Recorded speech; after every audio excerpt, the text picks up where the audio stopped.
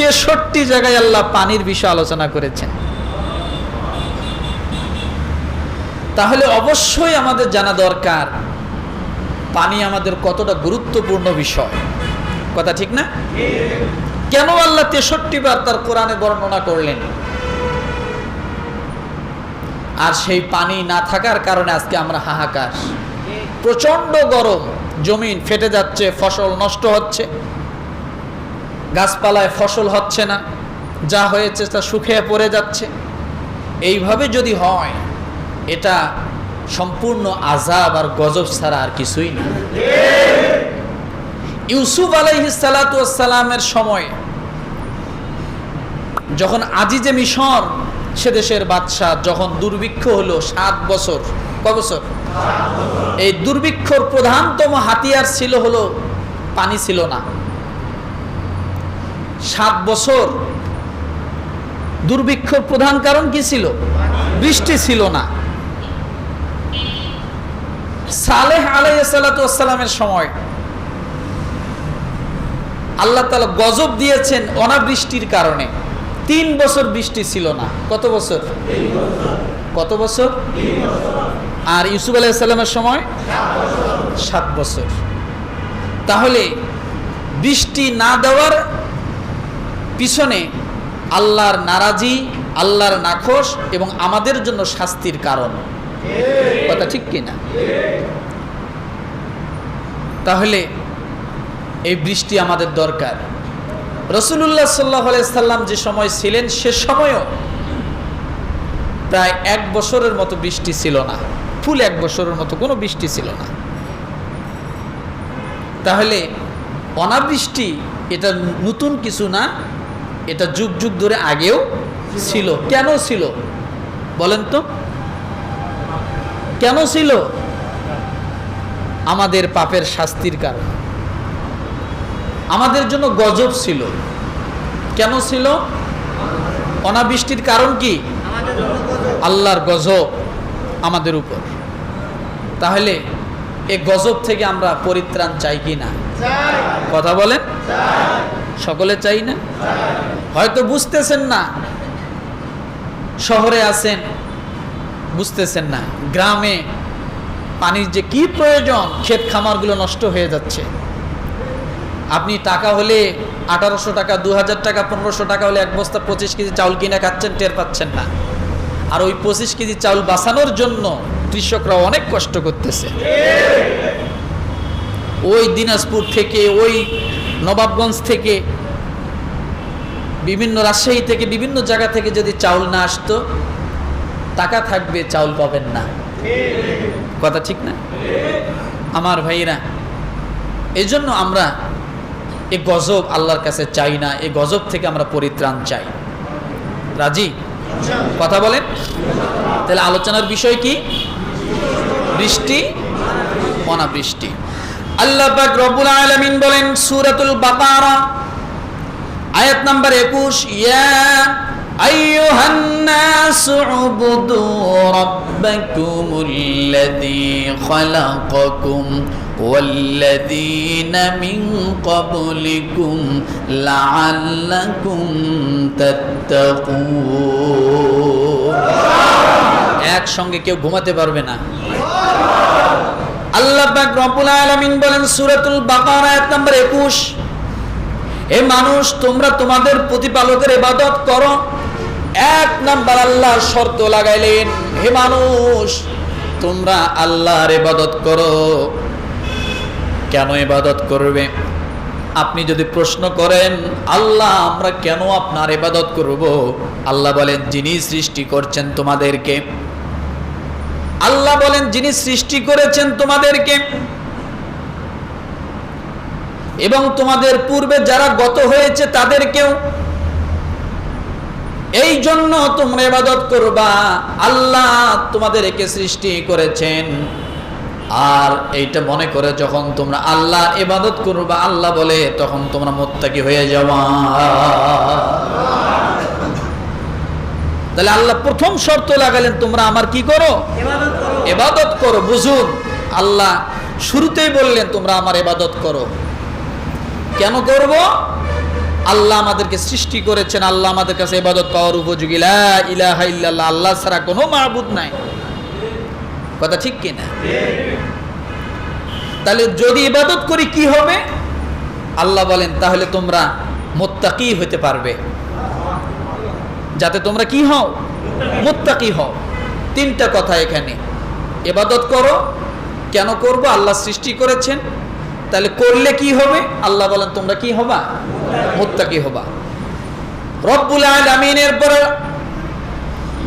আল্লাহর বর্ণনা দিচ্ছেন, রবের পরিচয় দিচ্ছেন, কেমন করে তোমাকে সৃষ্টি করা হয়েছে। শুধু সৃষ্টি করেছে আল্লাহ, কথাই বলি ক্ষান্ত হননি। রব্বুল আলামিন পরের আয়াতে আল্লাহ সূরা বাকারা 22 নম্বর আয়াতে আল্লাহ বলেন, আল্লাযী জাআলা লাকুমুল আরদা ফিরাশান ওয়াস সামাআ বিনাআ ওয়া আনজালা মিনাস সামাই মাআন ফাআখরাজা বিহি মিনাস সামারাতি রিজকান লাকুম ফালা তাজআলু লিল্লাহি আনদাদান ওয়া আনতুম তা'লামুন। রব্বুল আলামিন সূরা বাকারার 22 নম্বর আয়াতে তার পরিচয় দিচ্ছেন, সেই প্রতিপালকের যিনি তোমাদের জন্য ভূমিকে বিছানা বানিয়েছেন। জমিনকে কে বানালেন? আল্লাহ। জোরে বলেন আল্লাহ। কেউ জবান খুলে থাকবেন না, গুনাহ হবে। কারণ আল্লাহর প্রতি আপনি যদি ভোট না দেন, জবান যদি না খোলেন, তাহলে বোঝা যাবে আপনি পেরেশানিতে আছেন, সন্দেহের মধ্যে আছেন। কিছু কিছু ক্ষেত্রে মুখ বন্ধ রাখা যায় না মুসলমান, মুখ বন্ধ রাখলেও দোষ, সমস্যা আছে। একত্ববাদের ঘোষণা যত জায়গায় আসবে জবান খুলতে হবে। কি করতে হবে? জবান খুলতে হবে। সব জায়গায় নীরবতা পালন করা যাবে না, তাহলে আপনার ঈমান নিয়ে টানাটানি বাজবে। আল্লাহ বলেন যিনি তোমাদের জন্য ভূমিকে বিছানা বানিয়েছেন। কে বিছানা বানালেন? আল্লাহ। আল্লাহ বলেন যিনি বানিয়েছেন, এবং আকাশকে ছাদ রূপে, আকাশকে আল্লাহ ছাদ বানালেন, জমিনকে আল্লাহ বিছানা বানালেন, আর আকাশ থেকে বৃষ্টি বর্ষণ করেছেন। আল্লাহ বলেন সে আকাশ থেকে আমি বৃষ্টি বর্ষণ করি, তারপর তার মাধ্যমে তোমাদের জীবিকা রূপে ফল ফলাদি উদ্গত করেছি। আকাশ থেকে কেন বৃষ্টি বর্ষণ করে? ফল ফলাদি উদ্গত করার জন্য। সুতরাং তোমরা আল্লাহর কোনো শরীক স্থাপন করবে না, শরীক স্থাপন করবে না যখন তোমরা এসব বিষয় জানো, কারণ আল্লাহর সঙ্গে কোনো শরীক নাই। আল্লাহ বলেন আমি জমিন বিছানা বানালাম, আকাশকে ছাদ বানালাম, আকাশ থেকে বৃষ্টি বর্ষণ করলাম, ফল ফুল উদ্গত করলাম। এই জন্য তোমরা জানার পর আমি আল্লাহর সঙ্গে আর কাউকে তোমরা শরীক বানাইও না। আল্লাহ পাক রব্বুল আলামিন বলেন মান খালাকাস সামাওয়াতি ওয়াল আরদা ওয়া আনজালা লাকুম মিনাস সামাই মাআ ফাআমবাতনা বিহি হাদাইকা যাতা বাহজা মা কানা লাকুম আন তুমবিতু শাজারাহা আ ইলাহুম মাআল্লাহ। আল্লাহ এখানে বলছে ইলাহুম মাআল্লাহ, কে আছে আমি আল্লাহ ছাড়া আর কেউ? কখন এই কথা বললেন? আল্লাহ বলেন আমি আসমান থেকে বৃষ্টি নাজিল করলাম, মৃত্যু জমিন, একটা নববধূ যেমন গর্ভধারণের জন্য প্রস্তুতি নেয়, মৃত জমিন বৃষ্টি পাওয়ার সঙ্গে সঙ্গে সে যেন তার গর্ভে ধারণ করার জন্য বৃষ্টির ফোঁটাকে গ্রহণ করে নিল। এরপরে ফল ফুল শস্য শ্যামল যা কিছু তোমরা খাও, তোমাদের জন্য আমি যা রিজিক হিসেবে রেখেছি সব সে জমিন থেকে উদ্গত করা শুরু করে দিল। এরপরে আল্লাহ বলছে ইলাহুম মাআল্লাহ, আমি হলাম সেই আল্লাহ। আমার ভাইরা, তাহলে বোঝা গেল জমিন ফল ফুল ফসল হওয়ার জন্য বৃষ্টির প্রয়োজন আছে না নাই? আরো জোরে বলেন। বৃষ্টির প্রয়োজন ছাড়া, বৃষ্টি ছাড়া জমিনে কিছুই হবে না, সব মরে যাবে। কি হবে বলেন? সব মরে যাবে। বৃষ্টির সঙ্গে আল্লাহ জমিনের সম্পর্ক করে দিয়েছেন। রব্বুল আলামিন সূরা আম্বিয়ার 30 নম্বর আয়াতে বলেন, আওয়ালাম ইয়ারাল্লাযীনা কাফারু আন্নাস সামাওয়াতি ওয়াল আরদা কানাতা রাতকান ফাফাতাকনাহুমা ওয়াজআলনা মিনাল মাই কুল্লা শাইইন হাই আফালা ইউমিনুন। কোন সূরা? সূরা আম্বিয়া কত নম্বর আয়াত? 30 নম্বর আয়াত। আল্লাহ বলেন, যারা কুফর অবলম্বন করেছে তারা কি জানে না আকাশমণ্ডলী পৃথিবী রুদ্ধ ছিল? কি ছিল? আকাশমণ্ডলী আর পৃথিবী কি ছিল? স্তব্ধ ছিল। কোনো দরজা খোলা ছিল না, সব বন্ধ ছিল, লক করা ছিল, গেট লক ছিল, সব স্থবির অবস্থায় ছিল। আল্লাহ বলেন, সবকিছুকে আমি স্থগিত করে রাখছিলাম, তারপর আমি তা উন্মুক্ত করি, গেট খুলে দেই এবং পানি হতে প্রাণ সবকিছু সৃষ্টি করি। পানি হতে সবকিছু সৃষ্টি করেন। কেন করলেন? মানুষের জন্য। কাদের জন্য? কাদের জন্য? মানুষের জন্য, প্রাণী জগতের জন্য। তাহলে বোঝা গেল আগে কি ছিল? বন্ধ ছিল। পরে আল্লাহ কি করলেন? সব খুলে দিলেন। যখন মানব সৃষ্টি করলেন, পশু পাখি যখন সৃষ্টি করলেন, সব খুলে দেওয়া হলো। এরপরে রব্বুল আলামিন বলেন, তবু কি তারা ঈমান আনবে না? আল্লাহকে বাদ দিয়ে যারা অন্যের পিছনে ঘোরে, আল্লাহকে ভুলে যায়, আল্লাহকে বাদ দিয়ে যখন মানুষকে মানুষ বড় মনে করে, ক্ষমতার দাপট দেখায়, আমরা সব কিছু হলাম, আমরা সব কিছু পারি। আল্লাহ বলে, তোমরা এত কিছু পারো, তাহলে এখন বৃষ্টি নাই, তোমরা বৃষ্টি আনো তো দেখি। আমরাই সব কিছু পারি। অনেক দাম্ভিকতার সাথে মানুষ অনেক গর্ব করে, আমি এই সেই অমুক তমুক, আমরা এটা করছি ওটা করছি, তাই না? আল্লাহ বলে, বৃষ্টি আনো দেখি। রব্বুল আলামিন সূরা লুকমানে বলেন, হাযা খালকুল্লাহ ফাআরুনি মাযা খালাকাল্লাযীনা মিন দুনি। দুনিয়ার মানুষ, তোমার কি এমন ক্ষমতা আছে?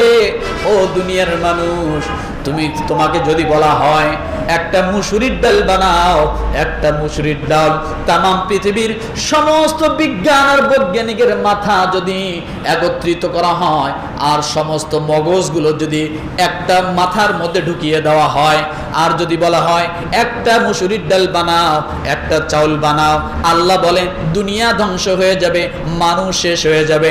একটা মুসুরির ডাল বানার ক্ষমতা কারো নাই।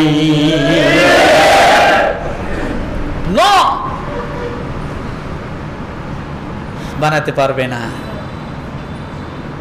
কেন পারবে না? চায়নারা ডিম বানাচ্ছে না, চায়নারা চাউল বানাচ্ছে না, কথা ঠিক না? চায়নারা ডিম বানায়, কি দিয়ে বানায়? কথা বলে। এই প্লাস্টিকের প্রথম যে দানা দানা ছিল, এটা কোথায় পাইল? কে দিল? হ্যাঁ, কামার শুধু লোহা বানায় দিয়ে, হাতুড়া কামার শুধু দেখেন যে দা বানায়, কুড়াল বানায়, খুন্তি বানায়, প্রশংসা শুধু কামারের। কামার বানাইলো কোথার থেকে? লোহা আসলো কোথার থেকে? কে দিল লোহার খনি? সূরা হাদীদ পড়ুন, লোহার খনি কে দিয়েছে? দুনিয়ার মানুষ যা বানায় তা খাওয়া যায় না। আগেও বলেছি, বলে দিয়ে যায়, প্রাইভেট কার সামনে আঙ্গুরের ঝোপা বারবার ঝোলে ড্রাইভারের সামনে। ড্রাইভার যদি প্রচন্ড খিদে লাগে, যদি মন চায় যে একটা আঙ্গুর ফল এখান থেকে ছিঁড়ে খায়, কিয়ামত হয়ে যাবে, ড্রাইভারকে কোনোদিন ওখান থেকে খাওয়াইতে পারবেন না। বানা যায়, খাওয়া যায় না। বানা যায়। অনেক আমের ঝোপা আছে, দেখা যায়, খাওয়া যায় না। কথা ঠিক না? অনেক আনারস আছে মানুষ যা বানায় তা কি খাওয়া যাবে না।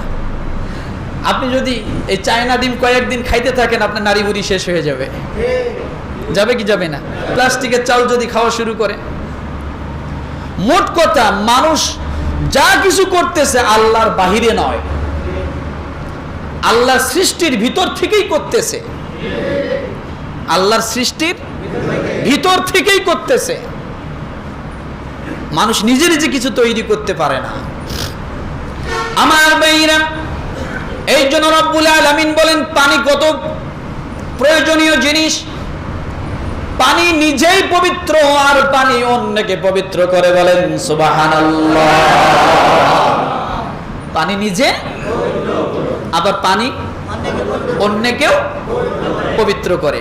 রব্বুল আলামিন সূরা ফুরকান আয়াত নম্বর 48 বলেন, হুয়াল্লাযী আরসালার রিয়াহা বুশরাম বাইনা ইয়াদাই রাহমাতি ওয়া আনজালনা মিনাস সামাই মাআন তাহুরা। তিনি নিজে রহমত।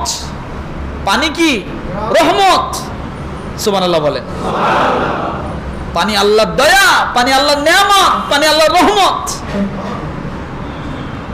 এর আগে সে রহমতের আগে আল্লাহ বাতাসকে পাঠান। কাকে পাঠান? বাতাসকে পাঠান। বাতাসের কাজ কি? ও গোছালো সমস্ত মেঘগুলোকে পাকড়াও করে এক জায়গায় করে। মেঘ খালি দেখেন না দৌড়ায়, একবার এইদিকে দৌড়াচ্ছে, একবার এদিকে দৌড়াচ্ছে, বিভিন্ন দিকে মেঘ দৌড়ায়। বাতাসের কাম হলো যেদিকে বৃষ্টি হবে বাতাস মেঘকে ধাওয়া করে সেই দিকে নিয়ে যায়। আল্লাহ বলেন এই বাতাসকে আমি হুকুম করি মেঘকে ওই এলাকায় নিয়ে যাও। বাতাস তখন মানুষের রহমতের কারণ জন্য মেঘকে ধাওয়া করে মেঘকে নিয়ে বাতাসের মাধ্যমে সেই দিকে নিয়ে যায়। এরপরে বলেন আমি আকাশ থেকে তারপরে বর্ষণ, পবিত্র পানিকে বর্ষণ করি। পবিত্র পানি বর্ষণ করি। আমি এই রোজার কয়েকটা দিন আগে, মনে সপ্তাহখানেক আগে গোপালগঞ্জে মাহফিলে গিয়েছিলাম। আমাকে খাইতে দিছে পানি। তো আমাকে পানি খাইতে দিছে, আমি তো পানি খাচ্ছি, পানি একেবারে ফ্রেশ পানি।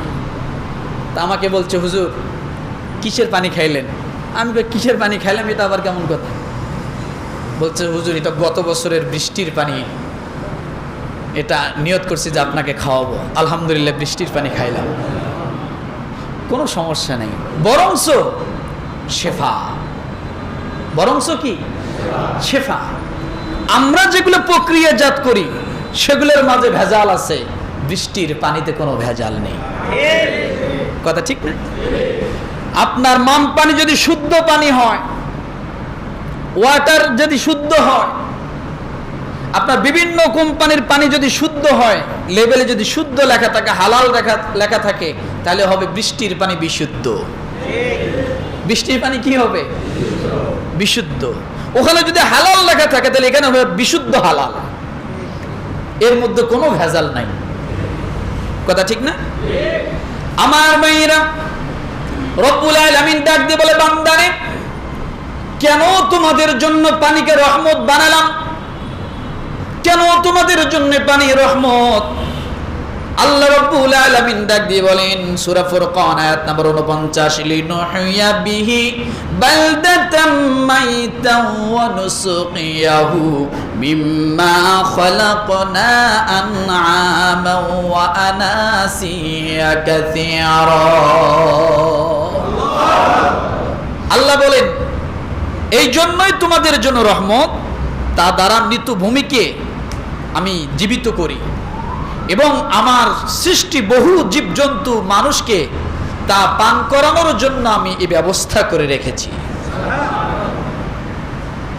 তাহলে এই যে আমরা এতগুলো কথা শুনলাম বৃষ্টির বিষয়, তাহলে এখান থেকে একটা জিনিস বোঝা যায় যে বৃষ্টি আমাদের জীবনের সাথে, পানি আমাদের জীবনের সাথে একটা থেকে আর একটা আলাদা নয়। আপনারা তো অনেকেই বলেন পানির অপর নাম, একটা কথা আছে না, পানির অপর নাম, পানির অপর নাম জীবন। একটা কোম্পানি তার পানির বোতলের নামেই দিছে জীবন। পানির বোতলের নামই হলো জীবন। আমার ভাইরা, এই বৃষ্টি আমাদের মাঝে আজ নাই। কেন নাই? এটা আমাদের কামাই করা। কি করা বলেন?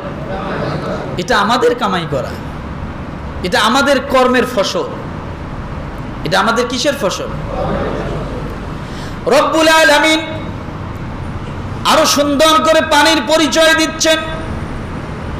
আল্লাহ তাআলা বলেন সূরা আবাসের 24 নম্বর আয়াতে আল্লাহ বলেন ফালয়ানজুরিল ইনসানু ইলা তাআমি, অতঃপর মানুষ তার খাদ্যর প্রতি লক্ষ্য করুক। আল্লাহ বলেন মানুষ তার খাদ্যর প্রতি চিন্তা করুক। আল্লাহ বলেন মানুষ তার খাদ্যর প্রতি গবেষণা করুক। আল্লাহ বলেন মানুষ তার খাদ্যর প্রতি লক্ষ্য রাখুক। কি লক্ষ্য করবেন? আন্না সাবাবনাল মাআ সাব্বা, সূরা আবাসা 25 নম্বর আয়াত। আল্লাহ বলেন আমি উপর থেকে প্রচুর বৃষ্টি বর্ষণ করেছি। এরপর রব্বুল আলামিন বলেন সুম্মা শাকাকনাল আরদা শাক্কা, কেন করলাম জানো? তারপর ভূমিকে বিস্ময়করভাবে বিদীর্ণ করেছি। কি করেছি? ভূমিকে বিদীর্ণ করেছি। এই বিদীর্ণর অর্থটা কি বোঝেন ভালো করে? এই বৃষ্টির পরে জমিন বিদীর্ণ হওয়ার কথা হলো, আপনি লাউ গাছ লাগিয়েছেন, সিম গাছের বীজ লাগিয়েছেন। সিম গাছের মধ্যে যখন ওখান থেকে 2টা কুশি দানা, একটা চারা যখন গজায়, সেখানে 2টা পাতা থাকে। ওই পাতা মাটির নিচ থেকে জমিনকে ভেদ করে যখন উপরের দিকে ওঠে, আল্লাহ এই জন্য বলেছেন আমি জমিনকে বিদীর্ণ করেছি। তাহলে বৃষ্টির মাধ্যমে এগুলো সব কিছু কি হয়? জীবিত হয়। আজকে সেই বৃষ্টি আমাদের মাঝে নেই। কথা ঠিক না? রব্বুল আলামিন ওই সূরা আরো অনেকগুলো কথা বলেছেন। এরপর রব্বুল আলামিন আবার আরেক জায়গায় বলেন ওয়াল আরদা মাদাদনাহা ওয়া আলকাইনা ফিহা রাওয়াসিয়া ওয়া আমবাতনা ফিহা মিন কুল্লি শাইইন মাওজুন। আল্লাহ বলেন আমি পৃথিবীকে বিস্তৃত করেছি এবং তাকে স্থির রাখার জন্য তাতে পাহাড় স্থাপিত করেছি। এবার আল্লাহ পাহাড়ের কথা বললেন। কিসের কথা? তাহলে জমিন একবার সমতল।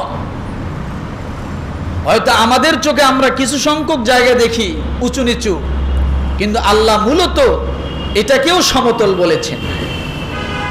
এরপরে আল্লাহ কি বলেছেন? পাহাড়কে আমি পেরাক হিসাবে আমি এখানে ব্যবহার করেছি। কি হিসেবে? আর আজকে সেই পাহাড় নির্মূল চলছে, পাহাড় ধ্বংস চলছে। কথা ঠিক না? রব্বুল আলামিন বলেন এরপরে জমিনকে স্থির রাখার পর আমি আল্লাহ তাআলা ফল ফুল সব কিছু উদ্গত করার জন্য আমি আল্লাহ ভূমিকে ব্যবস্থা করে দিয়েছি। এ জমিন যদি না থাকতো আমাদের রিজিকের অবস্থাটা কি হতো? কথা ঠিক না?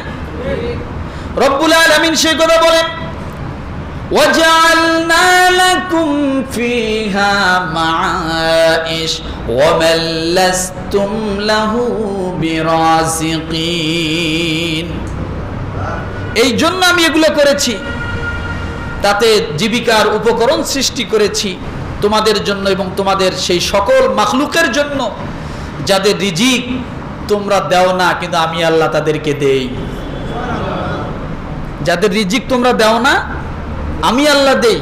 তাহলে তোমাদের সহ সকলের জন্য আমি আল্লাহ সে ব্যবস্থা করে দিয়েছি। আল্লাহু আকবার। কারণ কি জানেন? মানুষ যে জিনিসগুলোর দায়িত্ব নেয় ওই জিনিসগুলো বেশি অভাবী হয়। মানুষ যে জিনিসগুলোর দায়িত্ব নেয়, যেগুলোর দায়িত্ব থাকার কথা আল্লাহর, কিন্তু মানুষ জোর করে হস্তগত করে, ওইগুলোর সমস্যা বেশি হয়। হাতি যতদিন তার নিজ গতিতে আল্লাহর হুকুমের ভিতরে বাউন্ডারির মধ্যে যতদিন থাকবে সে অনাহারে মরবে না। কিন্তু হাতি যখন মানুষের কাছে চলে আসবে। আর মানুষ যখন হাতির দায়িত্ব নেবে তখন হাতির কাজ হলো ভিক্ষা করে বেড়ায়। কি করে বেড়ায়? ভিক্ষা করে বেড়ায়। যে পশুগুলোর দায়িত্ব মানুষ নেবে সেগুলো তো সমস্যা হবে, আর যেগুলোর দায়িত্ব আল্লাহ নিয়েছে কোনো সমস্যা নেই। বোঝার জন্য বলছি, আমরা গরু লালন পালন করি, গরু বাছুর দেয়, দেয় না? গরুর জন্য ডাক্তার আছে না নাই? আছে না? গরু যখন ডেলিভারি করে আমরা ডাক্তারকে কাছে রাখতে হয়। এমনও সময় হয় টেনে হিসড়ে বাড়ি করতে হয়। কথা ঠিক না? এরকম আপনার বাড়িতে আরো কিছু পশু থাকলে আপনি খেয়াল করেন, সেখানে মানুষের প্রয়োজন হয়, তখন প্রাণীগুলো অসহায়ত্ব বরণ করে। একই গরু যখন তার নিজ এলাকায় আল্লাহর সীমানার ভিতরে থাকবে, কত গরু একের পর এক ডেলিভারি হচ্ছে, কত হরিণ একের পর এক ডেলিভারি হচ্ছে, কত বাঘ একের পর এক ডেলিভারি দিচ্ছে, মানুষের হাত লাগছে? কথা বলেন, মানুষের হাত লাগছে? ডাক্তার লাগছে? নো, লাগে নাই। কিন্তু একটা বাঘের ডাক্তার কখন লাগতেছে? যখন মানুষ তাকে লালন পালন করা শুরু করছে। চিড়িয়াখানায় তাকান, কয়েকদিন আগে আমি একটা রিপোর্টে দেখলাম যে গরুর গোশতের পরিবর্তে চিড়িয়াখানায় এখন বাঘকে দেওয়া হচ্ছে মুরগির গোশত। কিসের গোশত? আচ্ছা, মুরগির গোশত দেওয়া হচ্ছে গরুর গোশতের পরিবর্তে, এটা রিপোর্ট করছে। এই বাঘ, চিড়িয়াখানার বাঘ যখন চিড়িয়াখানায় আসলো আর মানুষের দায়িত্বে পড়লো, হরিণের গোশত খায়া দেখছে কোনোদিন? বলেন তো। যতদিন পর্যন্ত মানুষের হাতের হস্তগত বাহিরে ছিল, ও হরিণের গোশত ছাড়া খায় না। দেখেন না আপনারা এগুলা? নাকি আমি দেখি? আপনাদের নজরে পড়ে না? সে হরিণের গোশতকে, এত দামি গোশত সে খাচ্ছে, দামি দামি পশুগুলো সে খাচ্ছে। আর মানুষের হাতে যখন পড়েছে, এখন গরুর গোশত ভাগ্যে জোটে না, রিপোর্ট করছে মুরগির গোশত, ব্রয়লার। কথা ঠিক না? আমার ভাইয়ের, এই জন্য আমরা কখনো আল্লাহর যেখানে যে স্থির যে জিনিসটাকে রাখছে সেটাকে সেখানে ধরে রাখার চেষ্টা করা, নিজে কখনো মাতবরি করে সেখানে ফাসাদ সৃষ্টি করব না। কি সৃষ্টি করব না? সেখানে ফাসাদ সৃষ্টি করব না। আমার ভাইরা, আজকে কেন এই অবস্থা ভালো করে শোনেন। আজকে আমাদের পরিবেশ এই অবস্থা কেন, এত কঠিন পরিস্থিতি কেন যাচ্ছে, এটা আমরা নিজেরাই নিজেদের জন্য দায়ী। কথা ঠিক কিনা? রব্বুল আলামিন সে কথা বলেন, যাহারাল ফাসাদু ফিল বাররি ওয়াল বাহরি বিমা কাসাবাত আইদিন নাস। দুনিয়ার মানুষ আজকে জমিনের মধ্যে যত ফাসাদ হচ্ছে, যত ঝামেলা হচ্ছে, সমস্ত অশান্তি, এগুলোর সব মূলের কারণ হলো আমাদের দু হাতের কামাই। কিসের কামাই? কিসের কামাই? মানুষ নিজ হাতে যা কামায় তার ফলে স্থলে ও জলে অশান্তি ছড়িয়ে পড়ে, আযাব গজব ছড়িয়ে পড়ে। আল্লাহ তাদেরকে তাদের কৃতকর্মের স্বাদ গ্রহণ করাবে বলে হয়তো এ ফলে তারা ফিরে আসবে।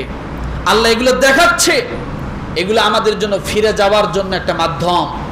তোমরা আল্লাহর দিকে ফেরো, যদি না ফেরো, আসমান থেকে যদি বৃষ্টি না হয়, তোমরা কেউ বাঁচবে না। অনাহারে, দুর্ভিক্ষে, অনাবৃষ্টিতে তোমরা সব মরে যাবে, সব মরে যাবে।